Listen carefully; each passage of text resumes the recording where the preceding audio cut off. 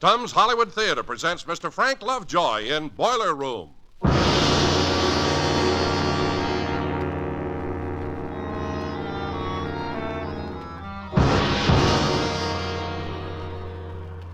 There are two kinds of boiler rooms, and this was the other kind. The kind you find out about from a Kefauver committee. By the time I got wise to what was going on, they'd turned the heat on me. And by that time, I'd been marked for killing.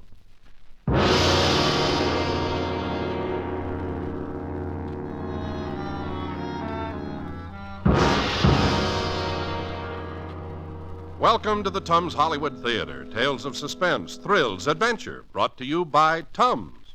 Take Tums. Tums for the tummy.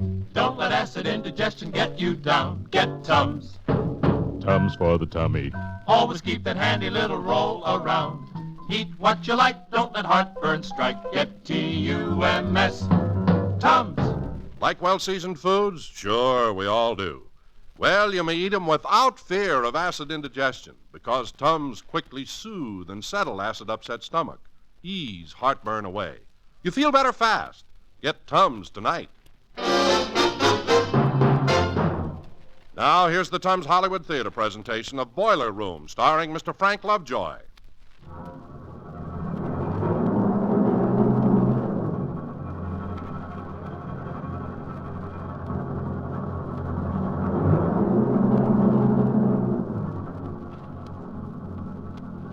There's a sucker born every minute. Maybe you don't believe that, but there are still plenty of guys that do. Yep. And when you try to prove they're wrong like I did, anything can happen. Like having your head blown off.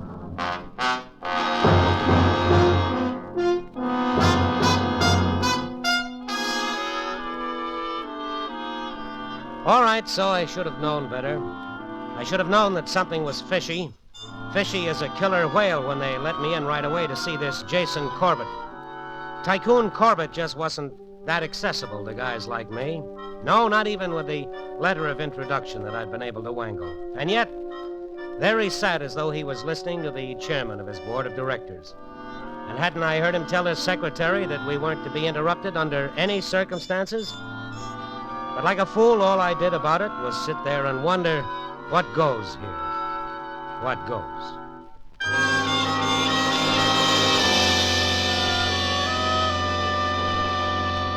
Harriman? Yes, sir? Letter here says you once served with the OSS in Germany as a major. Well, yes, but that's ancient. Resourcefulness could have come through that.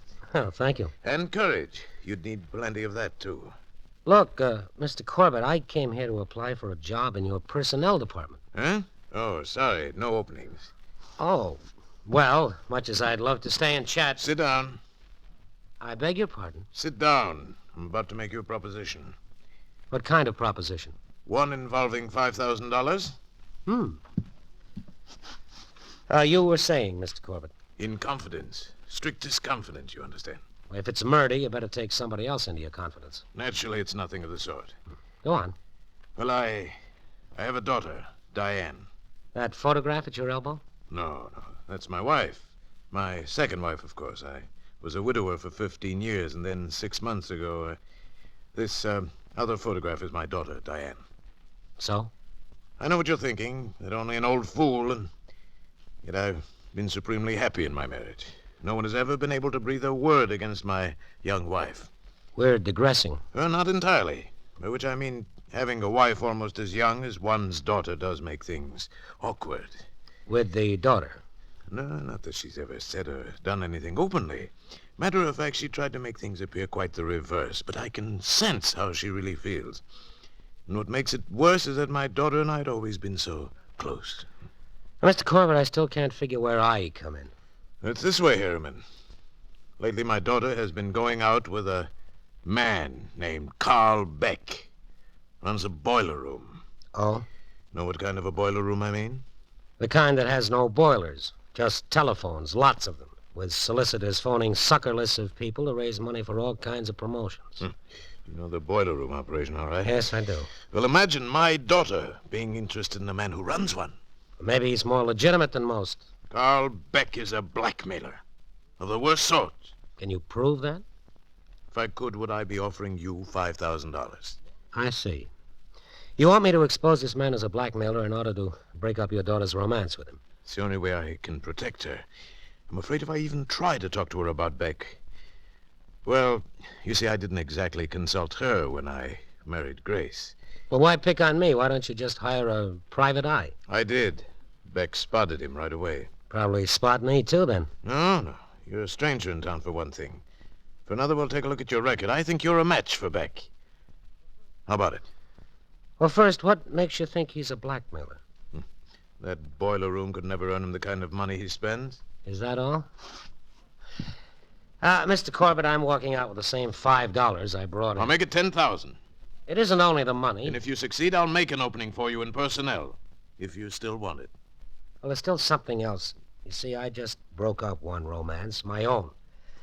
Maybe this fellow make your daughter a better husband than my wife considered me. Harriman, Yeah. you can at least be honest. Honest? Well, you're turning me down because it's too hazardous, aren't you? If you mean I'm yellow, Let's say I misjudged you. you're needling me, Mr. Corbett. But just in case Carl Beck isn't a blackmailer, I'll take 1,000 in advance.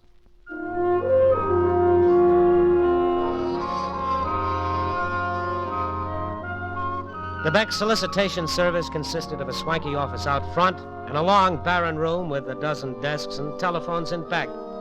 The public, to be sure, only saw the front and Carl Beck. It was easy enough to get past his blonde receptionist if you looked like a client. Now then, Mr. Harriman, if you'll explain your particular problem. Well, my problem, Mr. Beck, is that I need a job. This is not an employment agency. Oh, I know what it is, all right. I worked for Fielder out on the coast. Yeah? Why aren't you still working for him? The usual reason, female gender. Well, Fielder passed through town just last week. He didn't say anything about you coming here. Last week, I didn't know it either.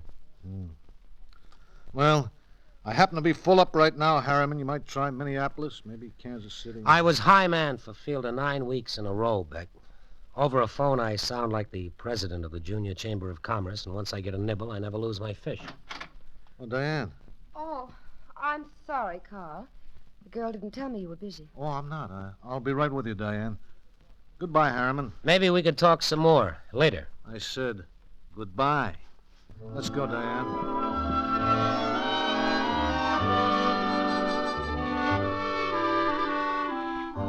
I got a good look at the old man's daughter as I followed them into the reception room. She didn't look like the type that would go for a man like Beck, but then neither had my wife looked like the type that would run away with another woman's husband. And what about Beck's little blonde receptionist? What type was she? Maybe I ought to light a cigarette and find out why she was looking at me like that. So all you wanted was a job. When a man's in my fix, what more can he want? There are plenty of places besides boiler rooms for a fellow with your personality. Not if he wants to make my kind of money. Oh? And what do you do with it afterwards? Guess. Well, I just got paid. Maybe you could show me tonight. Well, if you'll consider it a loan, Miss, Just call me Fay. I don't know how soon I can pay you back, Fay. Well, maybe sooner than you think. It just happens that Carl, the boss, that is, kind of looks to me for advice. I wouldn't be a bit surprised if you went to work for him after all.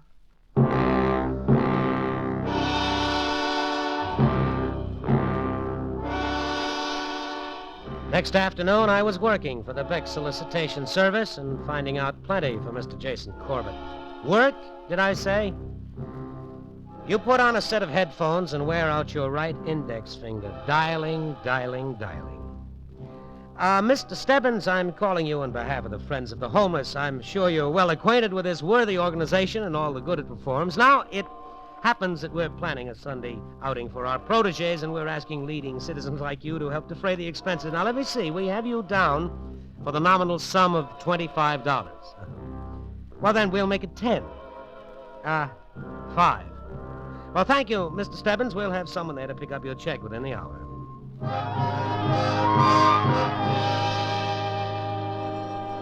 The Friends of the Homeless and other such outfits got 40% of the take. The other 60% was split between Beck and the solicitor. It was enough to turn a man's stomach.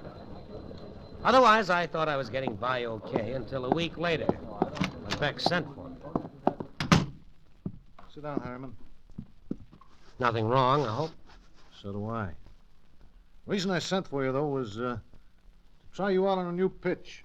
Oh? Mm-hmm. We're going to promote a centennial book for the Pontica Pioneer Society. Pontica? What sort of a setup do they have? Well, how do I know? I never heard of them before.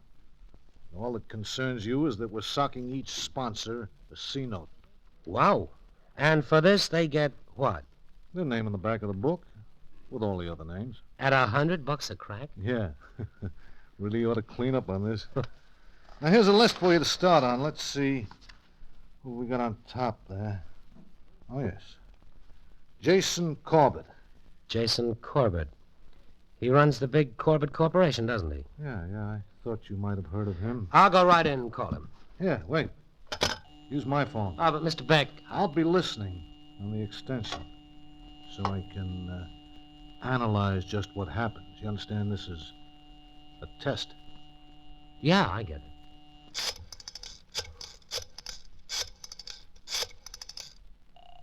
This his office number? No, he should be home now. Hold it. Hello?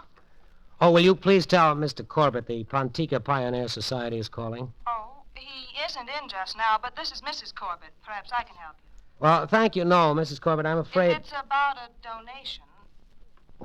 Well, it happens to be about our centennial book. We're asking the leading citizens of the How community... much?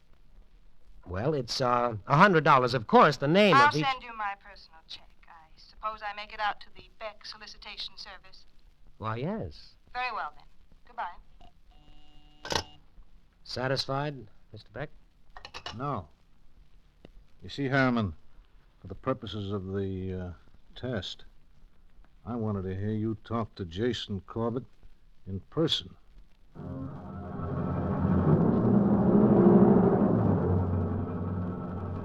Well, that showed me where I stood. Yes, Beck knew that Jason Corbett was trying to get him, and he had me tagged as the man with a mission. Which meant I was going to have to get something definite on Beck, and fast. Conveniently, Beck had a date with Diane that night, so after my own date with Fay, I dropped in at the office with a strip of celluloid that had once opened a lot of Nazi doors. I had noticed that Beck kept his glass bookcases locked, and he didn't impress me as the sort who valued literature, especially poetry. I was curious about a boxed edition of the complete works of Tennyson. Could it have been hollowed out to contain something besides poetry? Stop! Stop!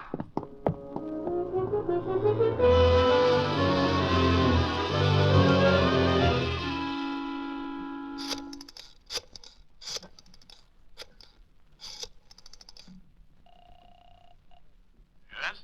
Mr. Corbett, this is Matt Harriman. Well, Is it all right to talk? go on. I just came from Beck's place. I had a hunch about where he was keeping something hidden. What do you mean, something? Well, letters, let's say. That's the stock and trade of most blackmailers. Harriman, you talk as though you didn't get them. Somebody shot at me, that's why. You mean Beck? No, this was a woman.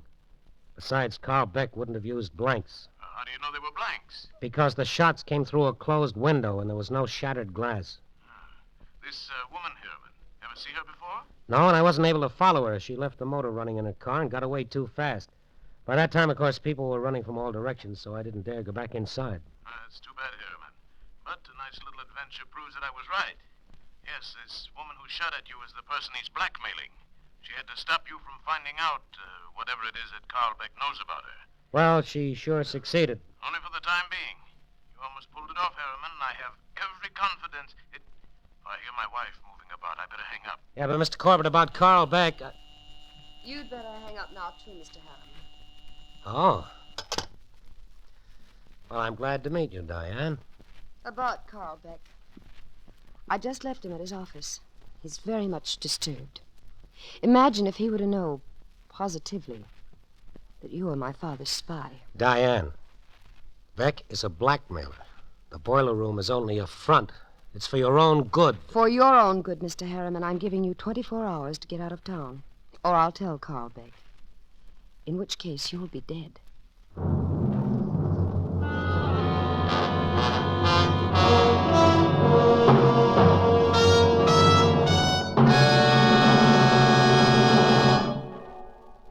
In just a moment, Act Two of Boiler Room, starring Mr. Frank Lovejoy. It's like magic, Mr. Wilson. Real, honest-to-goodness magic. You mean? I mean Tums, and their wonderful way of letting me sleep nights. My, when I think how acid indigestion used to keep me tossing and turning, tired out but wide awake. Yes, Tums have stopped that kind of misery for millions. You see, Tums are carminative. They give you such speedy, sweet relief. Tums soothe and relax your acid-upset stomach. Put it at ease so you can sleep. And the sleep that follows Tums is restful, natural sleep. I wake up mornings feeling spry as a kitten. Sure you do. Tums are convenient, too. Nothing to measure, mix, or stir. No water needed. I keep a roll of Tums handy on my bedside table and take them without even turning on the light. Hear that, friends? Get Tums tonight. T-U-M-S, Tums for the tummy. Still, only 10 cents a roll, 3-roll package a quarter on counters everywhere. Now, Act Two of Boiler Room, starring Mr. Frank Lovejoy.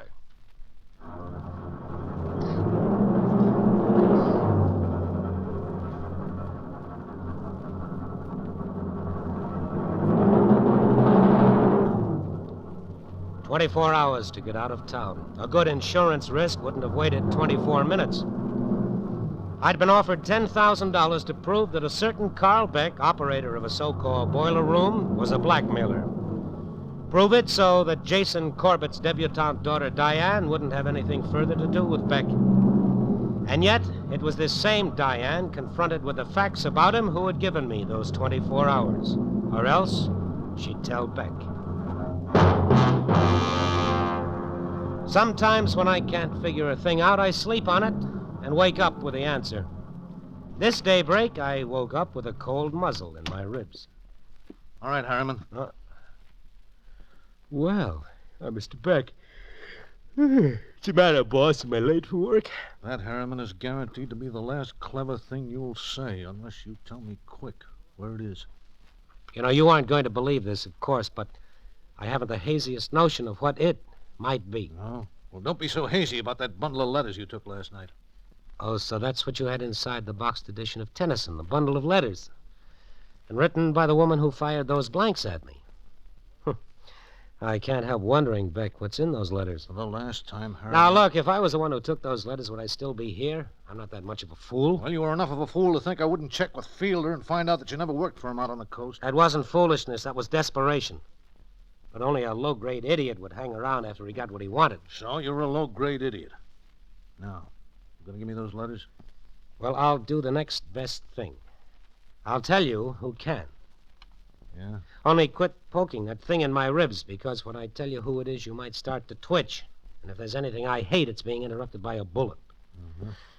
Ah, that's better. I think I know what you're going to say, Harriman. But you're going to have to give me proof. All right, in that case, I'll give you this. Oh, tricks, huh? Just wait till... Now, if you don't mind, I'll borrow the keys to your convertible.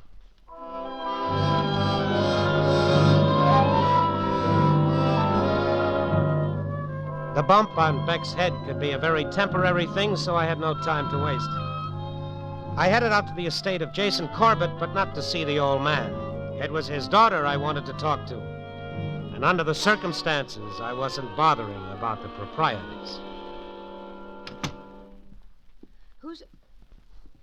Oh, I seem to be very good at this sort of thing. I located your room on the very first try, Diane. if you don't get out of here this minute, I'll scream for help. What, wake up dear old Dad? Then I'll have to explain what led up to my presence here. You're very smug, aren't you? Well, there. My lady sleeps with an automatic under her pillow. I could kill you and only have to tell the truth. What truth? That I woke to find an intruder in my room. Oh. You know something, Diane? First time I saw you, I just knew you didn't put your hair up in curlers every night or smear your face up like an Egyptian mummy. I will kill you if you don't get out of here. Well, first you'll have to explain why you framed me. Framed? Yes, by stealing that bundle of letters. The letters are gone. As if you didn't know. Oh, no, they can't be gone. Ask your boyfriend, Carl Beck. Gone? He thinks I took them, and I think you took them. Well, I didn't. Then it could only be the lady who fired the blank cartridges at me. Now, who is she? How should I know? My dear Diane. Look, this has gone far enough. Are you going to get out of here or... Shh. Who is it? Grace. I thought you and your stepmother weren't very palsy Wells. Please. What is it, Grace? Someone insists on seeing you. It's Lieutenant Neely from the police. I didn't need any more urging to get out of there. Whatever the police wanted of Diane Corbett, I didn't want them asking questions of me, not yet. So I left by way of the second-story window and hurried to where I'd parked Beck's convertible. But a police car had pulled up alongside, so I elected to walk. Just before I got to my place, a car stopped for me. Faye. Quick, Matt. Jump in. Sure. What's the rush, Faye, at this hour? They found him, Matt. Carl Beck? And now they're looking for you. They were even at my apartment. The police? Half the force is working on the case. Oh, Matt, why didn't you get out of town as soon as it happened? Wait a minute. Just because I roughed up Carl He's Beck... dead, Matt. Dead? From a bump on the head? There's also a bullet in his heart. You're sure? I just came from there, didn't I? You mean he was found in my place? He's still there. Lieutenant Neely left word for the medical examiner to wait until he gets back. Faye. Last night, after I took you home, I dropped in at the office. While I was there, a woman shot at me with blank cartridges. I've got to find that woman. Don't try now, Matt, or the police will find you first. You've got to get out of town. But don't you see, When this Faye? has died down, you can come back and find your woman. And all the while, Matt, I'll be keeping my eyes and ears open. Faye, you've been too good to me right from the start. Wonder why? I want you to know that I'll never forget a thing. Where are we? Private airfield. They'll take you anywhere you want to go and no questions asked. Need any money, Matt? No. I owe you too much already.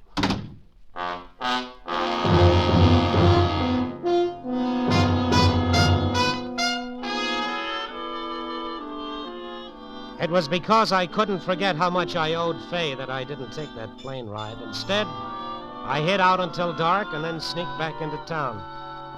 Faye wasn't in when I got to her apartment, but that was the way I'd figured it. Matt Harriman. Ah, surprise. I thought you were 1,000 miles away. And this place, it looks like a cyclone hit it. Yeah, well, what it all means, Faye, is that I've finally managed to add things up and get the right answers. Answers to what? Well, for instance, the very first thing that you did for me, getting Carl Beck to hire me after he turned me down. It wasn't easy. Yet he did it for you. Why? Could it have been because your relationship with Beck had once been more than just that of office receptionist? All right.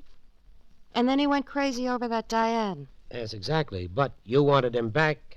You knew the only hold he had on Diane was those letters. They weren't her letters. No, they weren't. They were written by the woman of the blank cartridges, the woman who is now Mrs. Jason Corbett. She was afraid that if her husband ever read those old and, well, shall we say, indiscreet letters, she'd no longer be Mrs. Jason Corbett. As if that could possibly have anything to do with Diane. Diane was protecting Mrs. Corbett, even to the extent of going out with Carl Beck to keep him from being too ruthless. Interesting, if true. But why tell me all this? Or to account for the last thing you did for me. Help me run away so the police would be sure that I had shot Carl Beck. Whereas, in fact, you had. I? Sure, because Beck had already begun to suspect the truth, that the letters were stolen by you. Well, why would I steal them? Because it would take away the only hold Beck had over Diane. You'd have a clear field with him again. You don't really think the police will believe that cockeyed story? Well, they will after I show them the letters. No. Took a lot of looking, but I finally found where you'd... Oh, no, you don't. Meddling fool! Drop that gun. Okay, break it up. Lieutenant Neely. Funny thing about hunches, every once in a while they pay off. Only in this case, it was Miss Corbett's. Hello, Diane. Hello, Matt. Harriman, I'd better take a blonde down to the lockup. Mosey along and see me after a while, will you? Oh, sure thing. Oh, and about those letters. I don't think we'll have to bring them up at the trial, but I'd better have them anyway. Where are they? Well, the fact is, Lieutenant, I couldn't find them. Why, you dirty... We'll find them if we have to reduce this place to rubble. Come along, you. Look, Neely, if you'll let me cop a plea... No dice, sister. Matt, Yeah. what are you going to tell my father? Well, that he owes me the rest of that $10,000 and a job in personnel. Even though I wasn't able to find out who was being blackmailed by the late Carl Beck. Well, I suppose I'd better go now. Oh, yeah, wait just a minute. Here. You better take this bundle of letters with you and burn them.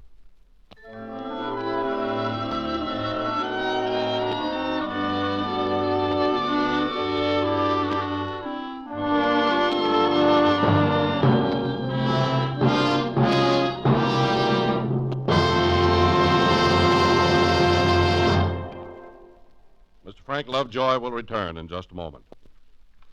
Have you got a great big major worry or just a lot of little ones? Either way, watch out for acid upset stomach. You see, when you worry, your worry nerve acts directly on your tummy. Starts it pumping bitter, burning acid. Then comes a spell of acid indigestion and heartburn. That's why it's wise to keep Tums handy. Tums quickly neutralize excess acid, settle and soothe your stomach. In a jiffy, you're feeling fine again. You'll like Tums' fresh, minty taste. You'll love the speedy, sweet relief they give. And talk about thrifty, Tums are still only 10 cents a roll. The big economy box contains 12 10-cent rolls, costs only $1. Take Tums. Take Tums. Tums for the tummy. Don't let acid indigestion get you down. Get Tums. Tums for the tummy. Always keep that handy little roll around. Eat what you like, don't let heartburn strike. Get T-U-M-S. Tums. Well, Frank, that was a great story tonight and a mighty fine performance. And I certainly hope it will be fair warning to everybody against one of the dirtiest rackets in our country today. Well, Don, that's one of the reasons I jumped at the chance to do this yarn. And, of course, it gave me a chance to work again with some of the old radio gang. Michael Ann Barrett, Ann Diamond, George Neese, Paul Freese, Sheldon Leonard, and, of course, my wife, Joan Banks. Thanks a lot, everybody. Thanks again, Frank. Frank Lovejoy will soon be seen starring in Retreat Hell, a Milton Sperling production for Warner Brothers. Tonight's play was written especially for Mr. Lovejoy by Maurice Zim, with music composed and conducted by Jeff Alexander. The entire production is under the direction of Jack Johnstone. And now, in just 30 seconds, we'll meet Mr. Joseph Cotton, the star of next week's thrilling play. Laxative users by the millions say, I'm enjoying life again since switching to Nature's Remedy, better known as NR tablets. NR tablets are all vegetable, give gentle, thorough relief every time. Do not contain harsh, habit-forming drugs or phenol derivatives, which too often require ever-increasing amounts. Try NR tablets, plain or candy-coated, and just see how fine you feel. Only 25 cents a box. You're delighted or your money back. NR tonight, tomorrow, all right. Now here, transcribed, is the star of next week's Tums Hollywood Theater, Mr. Joseph Cotton. Slowly I climbed the stairs, step by step in pitch darkness. The Paris police guarded the streets outside, but I climbed the stairs alone, knowing he was up there waiting for me. The man the world had killed and buried. The man on the 3rd floor. Thanks, Joe. The Man on the 3rd Floor sounds like one of the best for next week.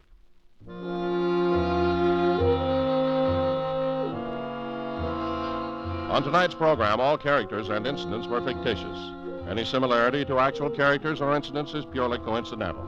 Now, this is Don Wilson saying good night and reminding you that night and day at home or away, always carry Tums.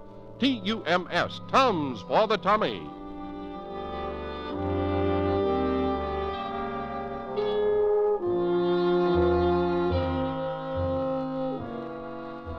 Coming up next, Bob Hope brings you mirth and music on NBC.